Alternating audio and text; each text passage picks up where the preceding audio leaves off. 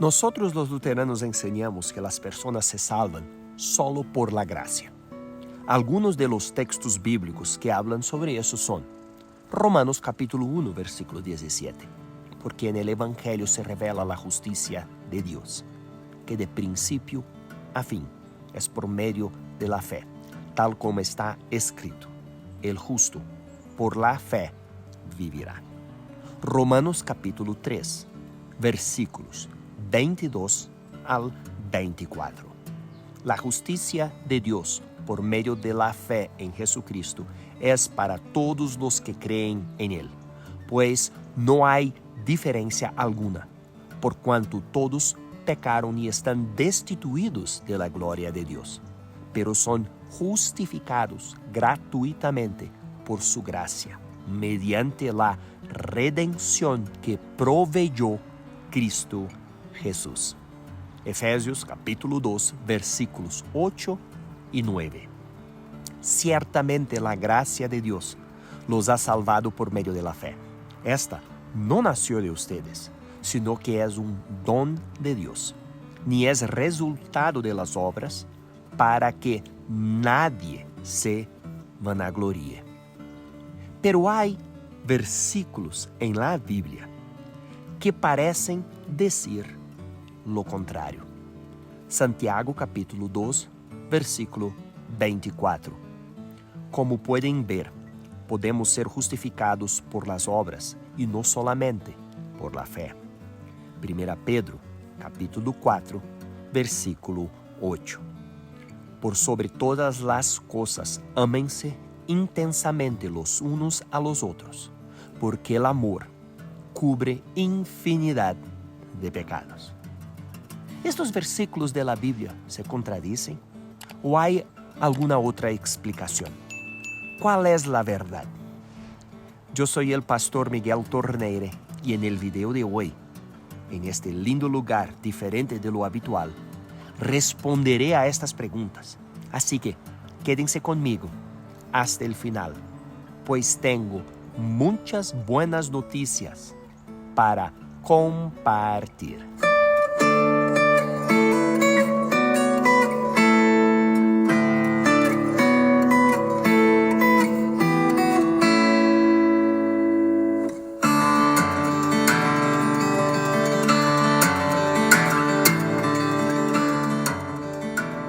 Los versículos mencionados anteriormente pueden ser muy desafiantes para aquellos que entienden que los humanos solo pueden ser salvos por la gracia y no aportan nada de sí mismos para recibirla, porque los versículos parecen contradecir esa idea.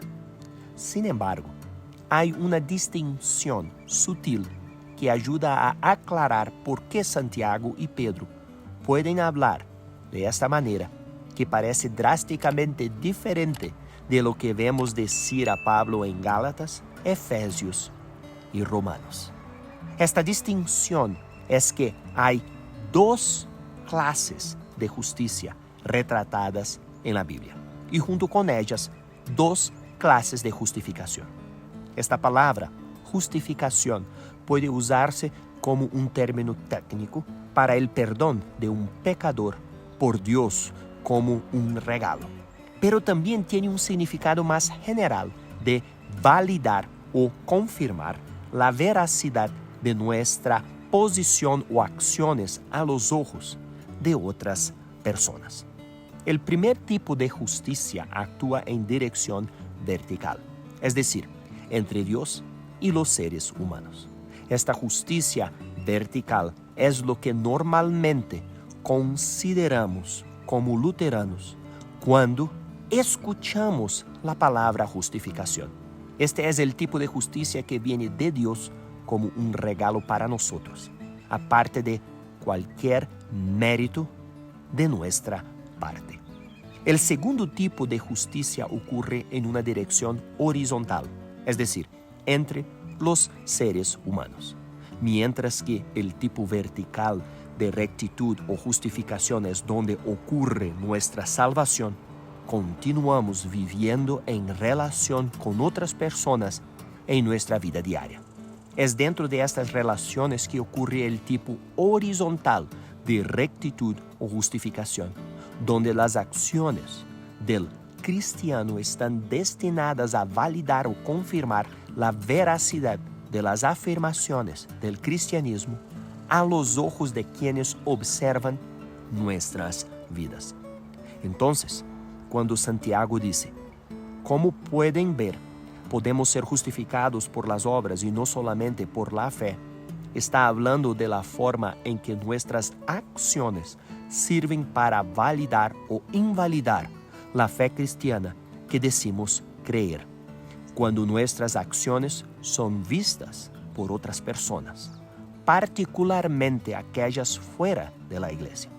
Si actuamos de una manera que refleje lo que creemos, afirma la fe cristiana a sus ojos.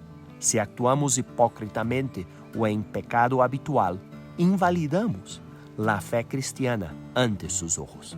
Si leemos las palabras de Santiago en su contexto, podemos ver que este es el tipo de cosas de las que está hablando con la palabra justificación y que no está discutiendo cómo nos relacionamos con Dios.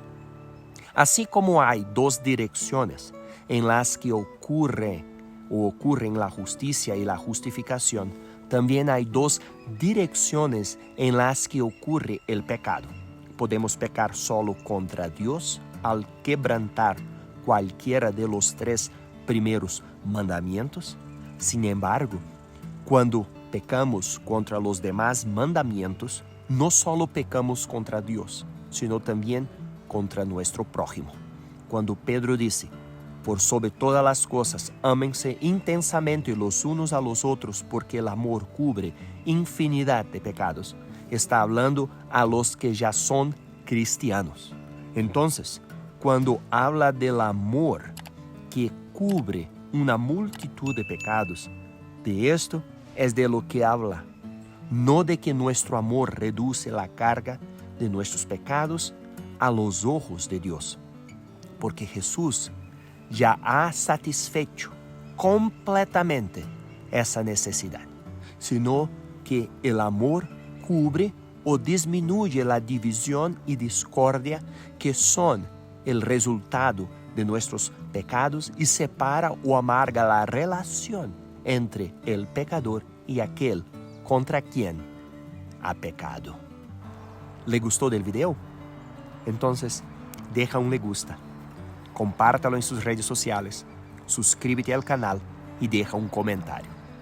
Muchas gracias por mirar el video hasta el final y por su apoyo. Dios les bendiga y hasta el próximo video. Chao.